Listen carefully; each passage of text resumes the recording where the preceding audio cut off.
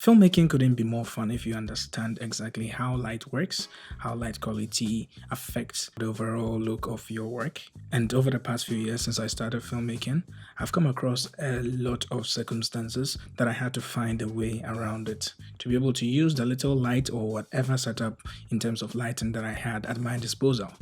So let's just cut to the chase.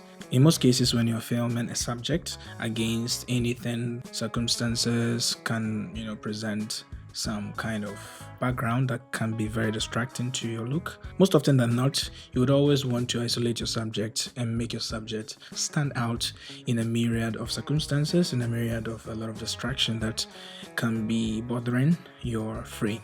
So normally when it comes to lighting, you're going to look at picking out your subject and making them stand out. But what if I told you that you could subtract light and have light in a position where it doesn't necessarily target the front of which your camera is pointed at? So let us look at something called backlighting, which I confess it to be a cinematographer's tool that if you have this under your belt and you can utilize it very well, your works are going to look way much better than they are today. Backlighting, as the name suggests, typically means you have your light positioned at the back of your subject, meaning your subject is between the light and the camera. So this is what happens. If you have a light at the back of your subject, most often than not, the position where the camera is going to be in dark.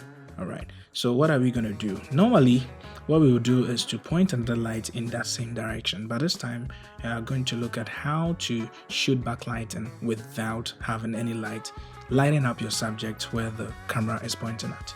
So for instance, if you're shooting outdoor using natural light poses a great kind of light that when it hits the earth, anywhere that has the properties of reflecting the light back, just like the floor, just like the sea, just like anything that has a reflective quality will reflect the light back to wherever it is. And that's one of the things, or one of the reasons why we can see around us, because the light hits almost anything around us and it helps us see.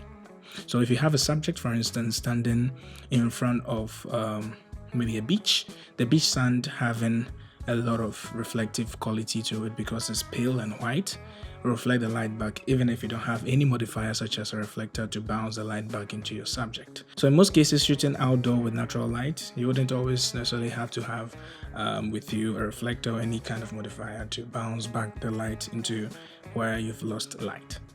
Utilizing backlighting to your advantage, it helps you bring out your subject to stay in the forefront. Of course, this may sound absurd because you're actually having the light behind the subject. And of course, in that circumstance, light is not going to hit the subject where we are looking at or where the camera is pointing at. But have you looked at something like a silhouette shot? A silhouette shot, of course, have your subject dark, but within that space or within a frame having a silhouetted image, you're definitely going to notice that your subject, even though it looks like a shadow, still stands out in the lot. And that's an example of how you can bring out a subject without having the light right on the subject, but this time you're having the light behind the subject and the subject standing out in a sense of a silhouette or a shadow form. To make this look better, you can have fog light back there where the light is behind your subject, and it will single your subject out even more. An example is what you can see in the video right now. Drawing towards the end of this video, backlighting mostly, would I say, maybe in most cases, looks much better when you're shooting at sunset, because this time the sun is producing a very nice warm tone, giving your subject that kind of touch of warmth. And so if you're not going to go for totally a silhouetted shot, you can use a reflector. For instance, if the environment your subject is in isn't reflective enough, like let's say you're in a forest where there are a lot of greens and darks, you cannot have the light bouncing off the environment back into your subject, just like we said before for the beach scenario. So if you use a reflector and the reflector bounces back the warm light of the sunset towards your subject, you can get something very pleasing.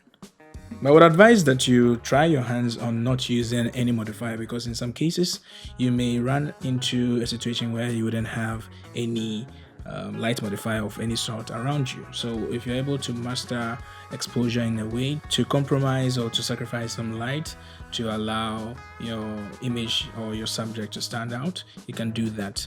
Mastery over lighting is actually a very long journey, so if you seek to be a very good filmmaker, then lighting should be something you have to really look at, despite the fact that you have to also consider your camera, your exposure settings and all that. You're definitely going to still have to have lighting, either having lights being added or subtracted. You still have to understand lighting to its best pedigree so that you can really harness what its qualities are.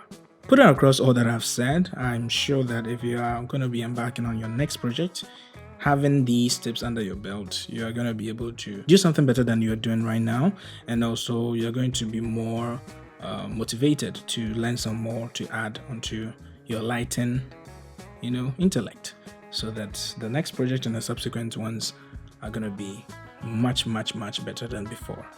Thank you very much for watching this video to the very end. If you enjoyed it, please give it a thumbs up, subscribe to my channel if you haven't, and turn on the post notification button. Of course, please give this video a like, and so that the algorithm is going to help my channel push my videos further, so that you wouldn't be the only one to enjoy from these videos, but others will also see the good in this video as well as my channel as a whole.